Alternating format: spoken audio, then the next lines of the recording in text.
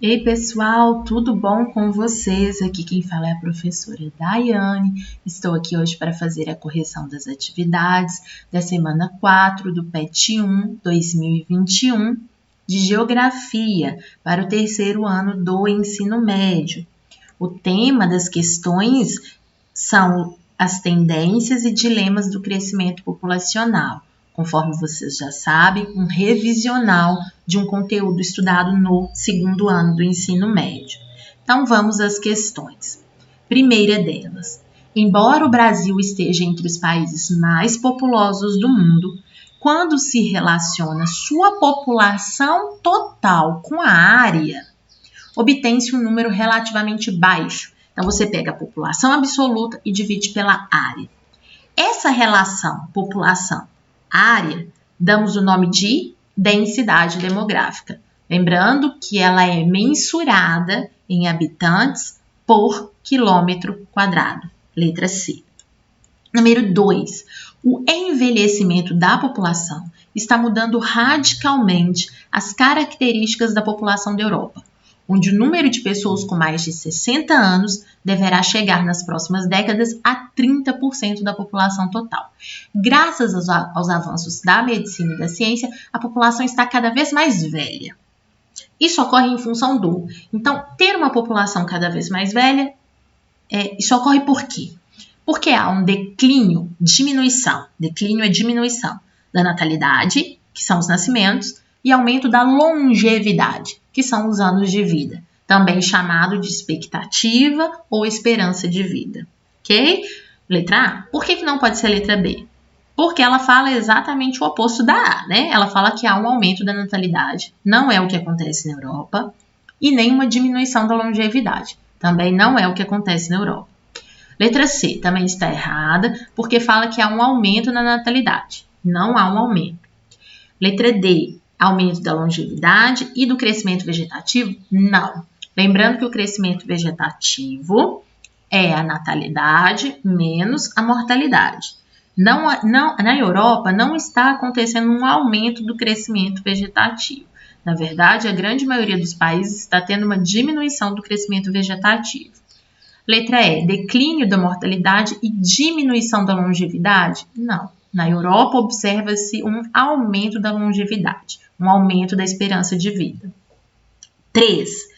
Um estudo sobre a dinâmica e a distribuição da população de uma determinada área é realizado a partir do conhecimento e da compreensão de seus indicadores demográficos. Em relação a alguns desses indicadores, analise as proposições assinalando V para as verdadeiras e F para as falsas. Vamos ver a primeira. A densidade demográfica é obtida a partir da divisão da superfície pela população? Errado, é o contrário. É a população dividido pela área. Então, falso. O crescimento vegetativo é calculado com base na natalidade, mortalidade e migração? Não. Ele é calculado apenas com natalidade menos mortalidade, tá? O crescimento demográfico, aí ele sim é calculado com base na natalidade, mortalidade e migração. O vegetativo não, é natalidade menos mortalidade, então falso. O superpovoamento de uma área não é identificado apenas pela densidade, mas também pelas condições socioeconômicas. Verdadeiro. Então, uma área superpovoada não é apenas uma área com alta densidade demográfica. É uma área em que a densidade demográfica, além de alta, gera condições socioeconômicas precárias para a população. Próxima, a taxa de mortalidade infantil identifica o número de óbitos de crianças menores de 1 ano. Beleza, verdadeiro. A taxa de fecundidade, que é o número médio de filhos por mulher, é um indicador populacional que influencia diretamente o comportamento de outro indicador, o de natalidade, que aí é o de nascimentos. Bom, então verdadeiro. Quanto maior a fecundidade, maior tende a ser também a natalidade. E o oposto também. Quanto menor a fecundidade, menor tende a ser a natalidade. Então, FFVVV. 4. O Brasil em 2020 será, é claro, um Brasil diferente, sob vários aspectos. A maior parte deles imprevisível. realmente imprevisível mesmo. Quem diria que em 2020 nós viveríamos uma pandemia da proporção da do Covid, né? Uma década é um período longo o suficiente para derrubar certezas. Ninguém predisse uma Revolução Francesa, a queda do Muro de Berlim, o ataque às Torres Gêmeas. Mas é também um período de maturação dos grandes fenômenos. 10 anos antes da popularização da internet, já era possível imaginar como ela mudaria o mundo. Da mesma forma, fenômenos detectáveis hoje terão seus efeitos mais fortes a partir de 2020. Esse texto foi escrito em 2009. Então, a gente jamais imaginaria, né? O David Cohen jamais imaginaria uma pandemia. Mas o que se previa, né? Que a fecundidade da brasileira já tinha diminuído de 1960 para os anos 2000 e que, para os anos de 2020, ela seria ainda menor.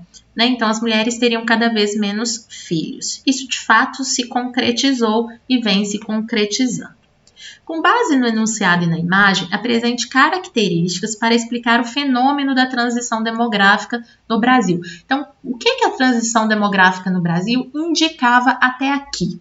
Por que eu estou falando indicava até aqui? Porque a gente está no meio de uma pandemia. Então, a gente não sabe o que vai indicar para o futuro. Até aqui, o que se indicava? Uma diminuição no número de filhos por mulher, um aumento da expectativa de vida. Era o que a gente tinha até aqui.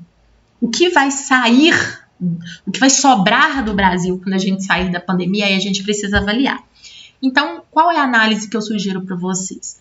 A maior inserção da mulher no mercado de trabalho, a popularização dos métodos contraceptivos, que são métodos para evitar a gravidez, o aumento da escolaridade e, consequentemente, o planejamento familiar, tem contribuído para a queda nas taxas de fecundidade e de natalidade, que são taxas diretamente associadas.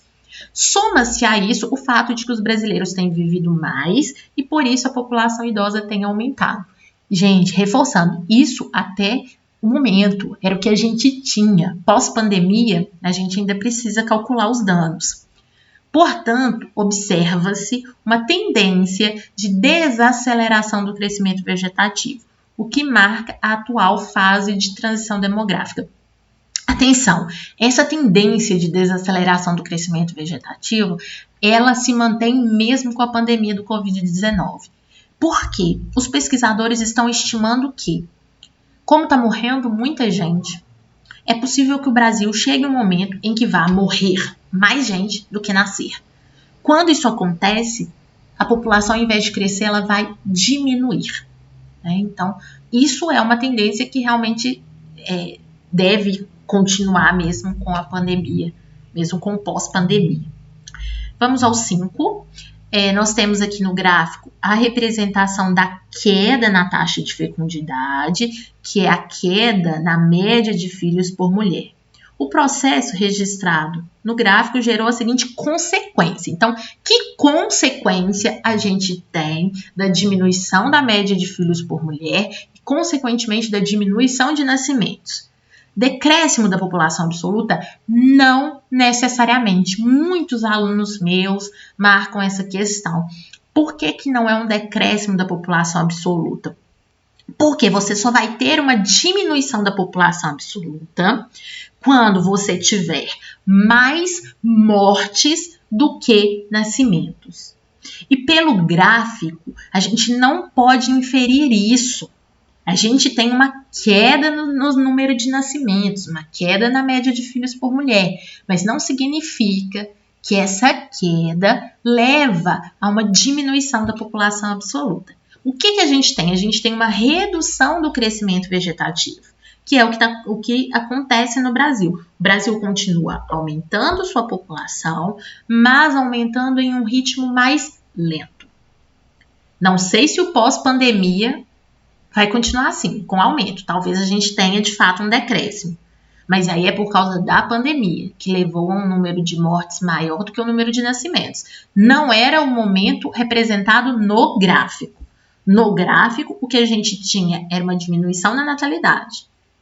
Ou seja, gerava uma redução no ritmo de crescimento. Ainda havia crescimento, mas ele crescia de uma forma mais lenta. Diminuição da proporção de adultos? Ao contrário, nós temos um aumento da proporção de adultos. E o gráfico não fala disso, o gráfico fala de fecundidade. Expansão das políticas de controle de natalidade? Isso não é uma consequência. Não é uma consequência. Aumento da renovação da população economicamente ativa? Não. Se você vai ter menos nascimentos, você vai ter menor renovação da população economicamente ativa e não um aumento. Chegamos ao final do PET 1. Espero tê-los ajudado ao longo desse primeiro volume e até o volume 2 com os conteúdos específicos, aí sim, do terceiro ano do ensino médio. Tchau!